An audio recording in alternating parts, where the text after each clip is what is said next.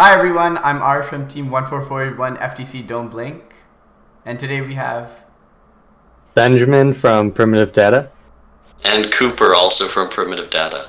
and today we're going to be walking through some of the awesome design and engineering things that this team has done over the past off season, and they've been working super hard for multiple different concepts and designs, and I'm super excited to take a look at some of their CAD and some of their CAD renderings. I actually found out about primitive data long before I knew Benjamin and Cooper. I found them through something known as Open Odometry, which is an awesome system that we're also going to be talking about today.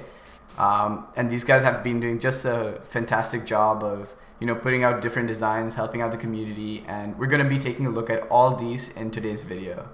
So with that being said, let's just jump right in. All right, so can you guys talk before we start a little bit about like what you do on the team, a little bit about your team, and if you've done FTC in the past at all? Sure. Yeah, sure. Ben, you want to go first? Yeah. So Cooper and I have done FTC for 2 years prior, our first year being Rover Ruckus. Mm-hmm. And after that, after Skystone, we left and started a new team.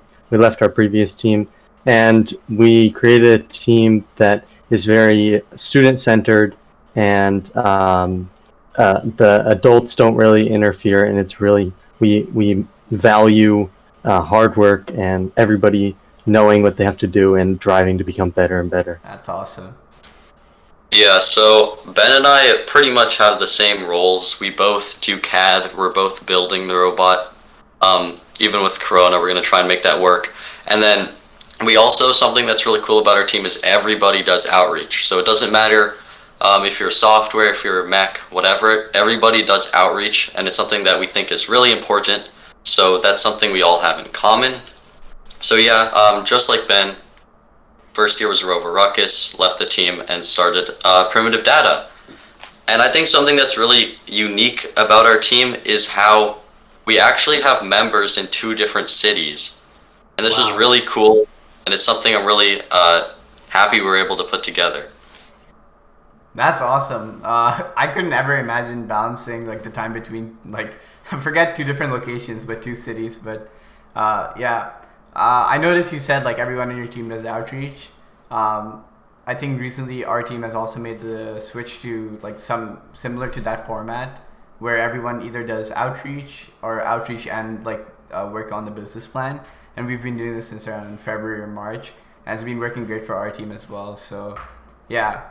And with that being said, let's get into some of the awesome questions we have for you guys today. So first of all, can you talk about some of the different community events you do specifically with Open Odometry and how exactly that factors into your team?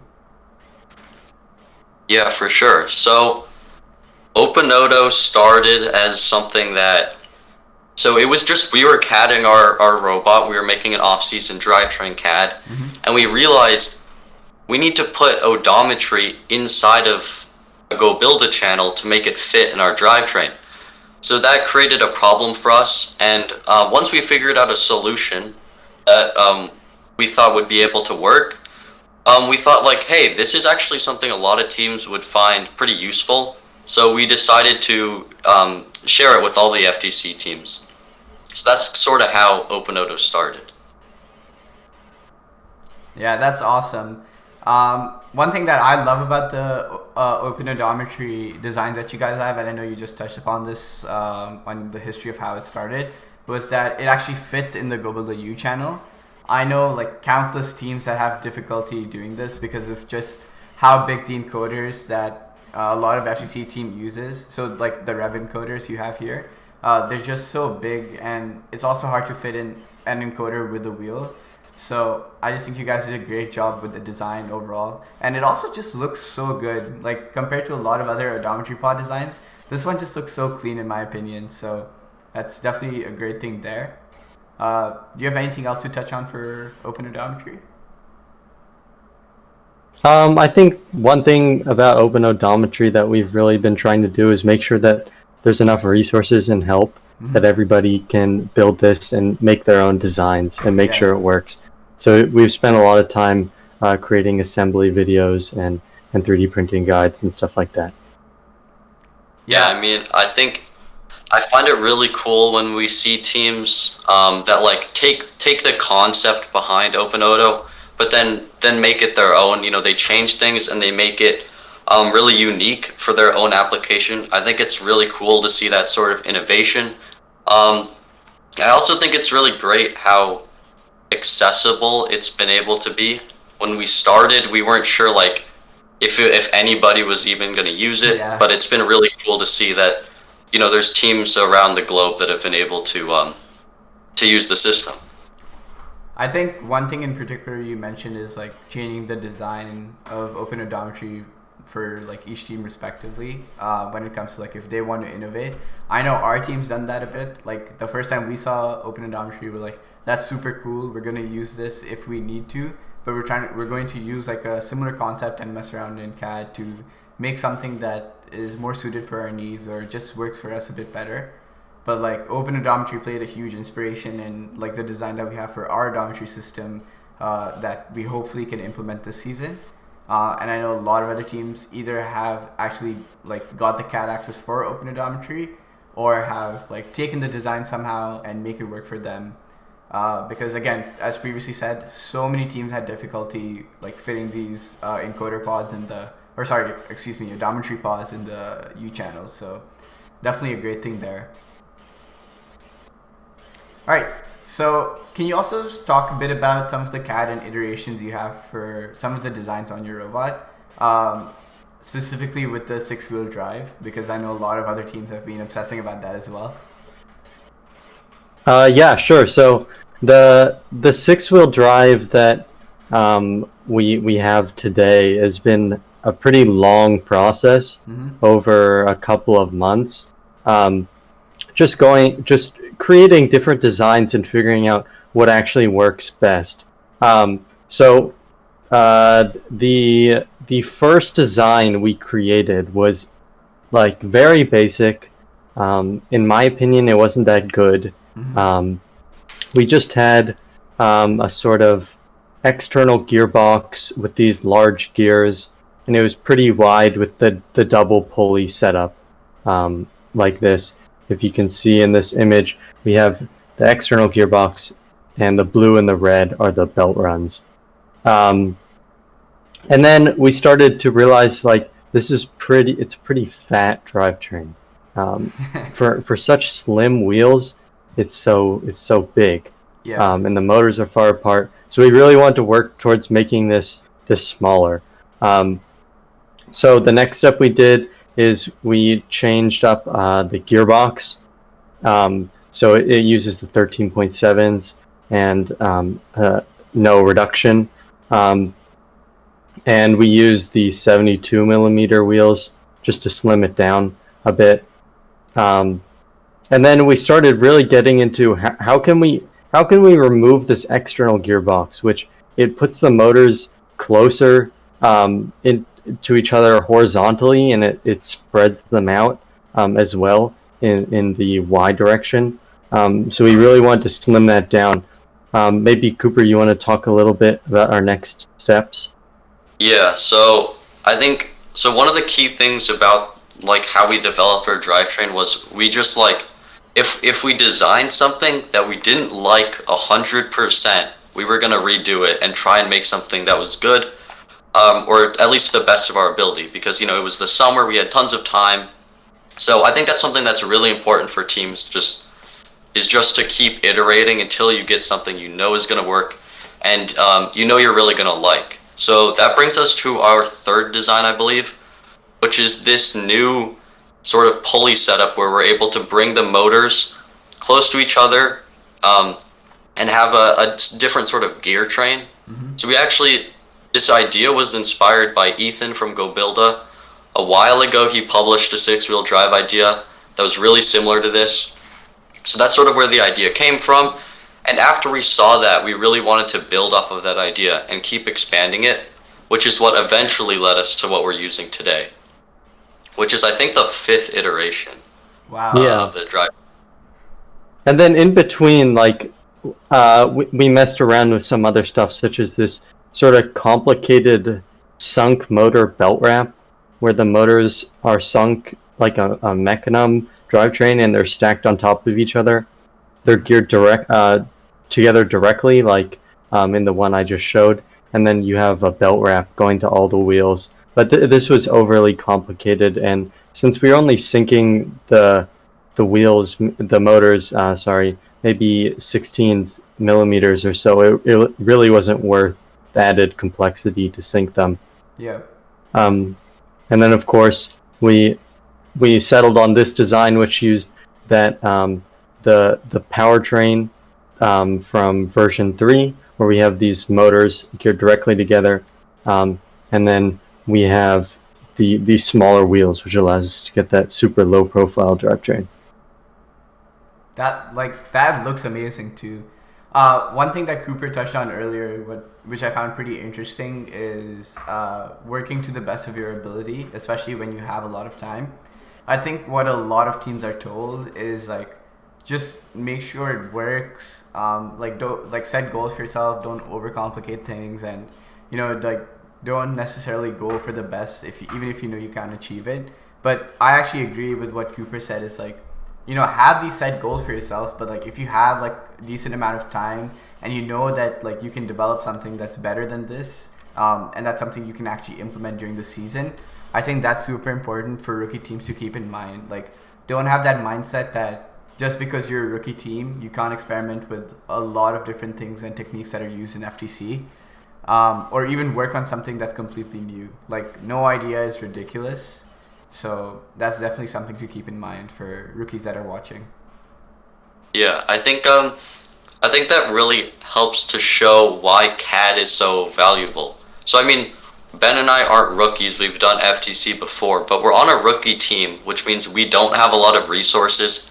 When we were designing these drivetrains, we didn't have any sponsors. We didn't have very many resources. We didn't have any parts to test with, which makes this extra designing so much more important. Mm-hmm. Because you're able to if you don't have a lot of money or a lot of resources, you want to make sure that what you're going to build is going to work. So it's worth spending that extra time on it. Yeah, I completely agree with that as well. Yeah, and as you were saying earlier, like the iteration just to create a better design. Better designs aren't necessarily more complicated. That's something that's always to keep in mind. Like, of course, there's always differential swerve, SCARA linkage, whatever Philobots does. But there's always ways to make it simpler without compromising performance, and that's something else that teams can work to in their redesigns. It's not necessarily higher performing, but maybe just simplicity. Yeah, totally.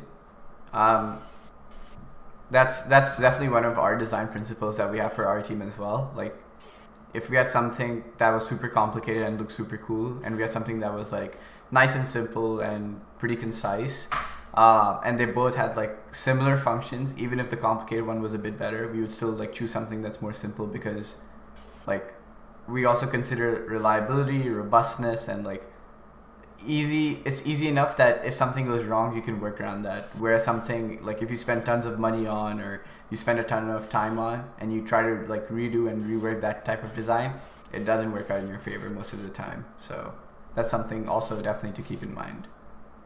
Yeah, I think actually, then if you want to scroll up to the top of the notebook, we have our engineering and design process.